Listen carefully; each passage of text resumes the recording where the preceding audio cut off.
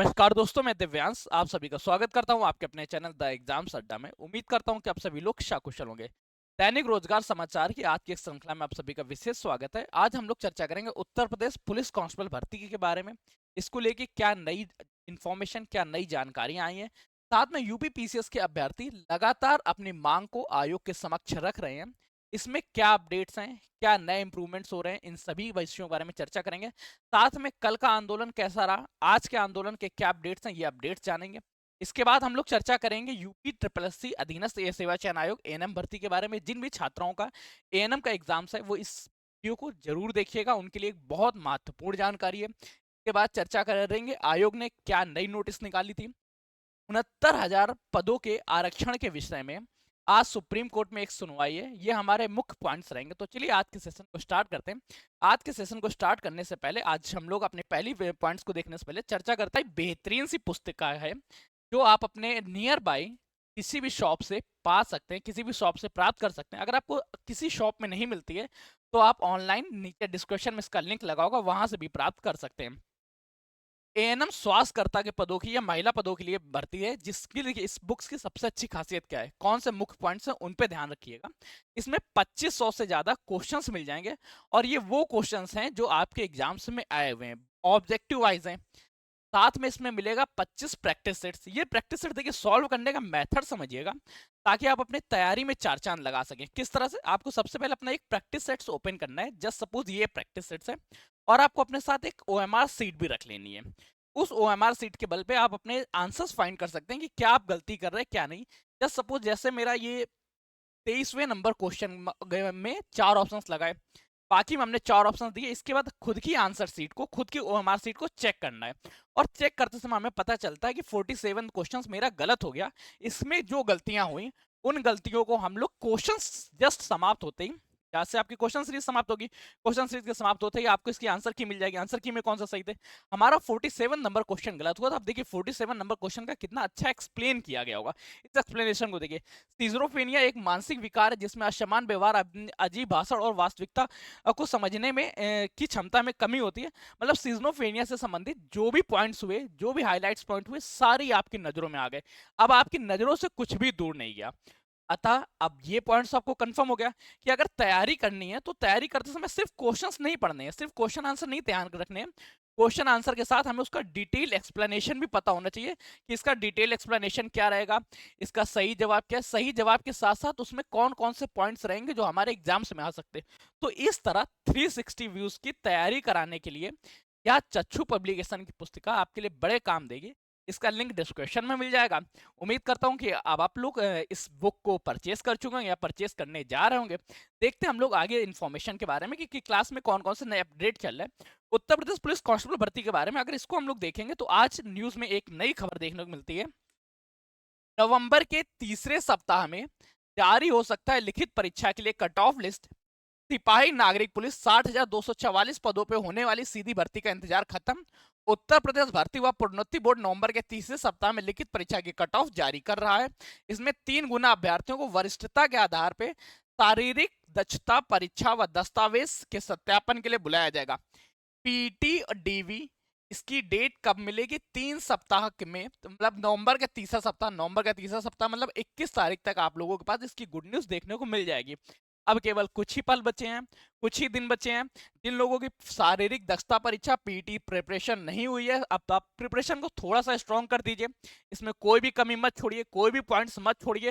ये आपके लिए बहुत अच्छी भर्ती रहेगी कि 60,244 पदों की वर्दीधारित या भर्ती प्राप्त कर लेंगे। हाँ, इस भर्ती में एक पॉइंट्स और ध्यान रखिएगा, ये लिखा हुआ है इस बार डिजिटल उपकरणों की मदद ली जाएगी। सेंधमारी को रोकने के लिए बंदोबस्त किए जा रहे हैं ताकि दूसरे के स्थान पे कोई अन्य व्यक्ति परीक्षा ना दे सके। इसके लिए लिखित परीक्षा की तरह आधार कार्ड का प्रामाणिकता करने के लिए व्यवस्था की जा रही है।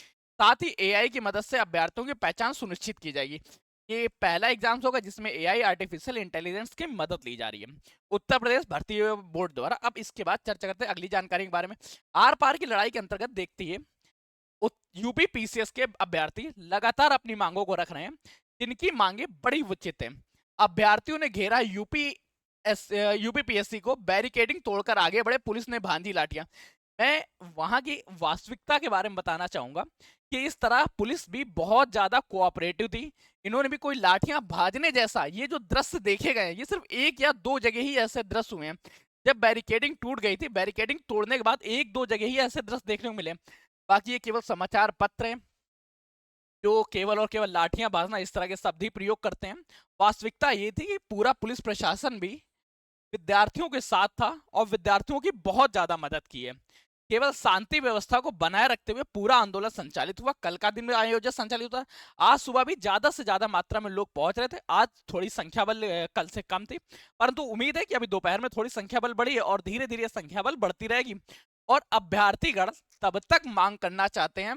देर रात में लगभग रात 11:30 बजे के आसपास कमिश्नर डीपी पहुंचे थे, जिन्होंने कमिश्नर और डीएम पहुंचे थे, जिन्होंने छात्रों से पीछे हटने के लिए कहा था, परंतु छात्र इस बात पे तैयार नहीं हुए थे।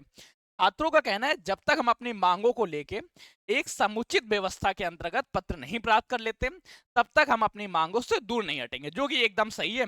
कोई नेतृत्व करता नहीं, हर छात्र की अपनी लड़ाई। ये भी बात गलत इन्होंने छापी, भ्रम में ना रहे अभ्यर्थी, समय से होगी परीक्षा, इस बात को ध्यान रखिएगा। इन्होंने ये देखिए, अमर उजाला द्वारा डेट क्या दी गई, 27-28 तारीख। तो 27-28 दिसंबर को नहीं थी, सही डेट ही रहेगी। ये डेट गलत लिख दी गई इन लोगों से, या तो टाइपिंग एरर है या इनकी मानसिकता है, क्या किया जाए, जो भी, चलिए कोई दिक्कत नहीं।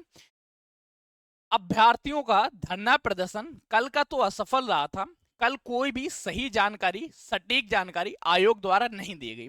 आयोग सिर्फ टालमटोल कर रही थी ताकि वो इस तरह के कंप्लीट व्यवस्था को हटा सके, लोगों को दूर कर सके। परंतु अभ्यर्थीगण बिल्कुल पीछे नहीं हटने वाले, हम भी उनके साथ हैं। और इस आंदोलन को सफल बनाने के लिए आज का आंदोलन है, उम्मीद है कि आज कोई ना कोई सही डिसीजन आ जाएगा, अभ्यर्थियों के परिपक्ष में आ जाएगा, अभ्यर्थियों के पक्ष में आ जाएगा। देखिए क्या है, परीक्षा 2023 में पेपर के लीक होने के बाद आयोग ने अभ्यर्थियों से, देखिए पॉइंट्स क्या थे, जब डीएम जी आए थे तो उन्होंने कहा था कि इसलिए हम परीक्षा को 2 दिन में करा रहे हैं ताकि पेपर लीक ना हो सके।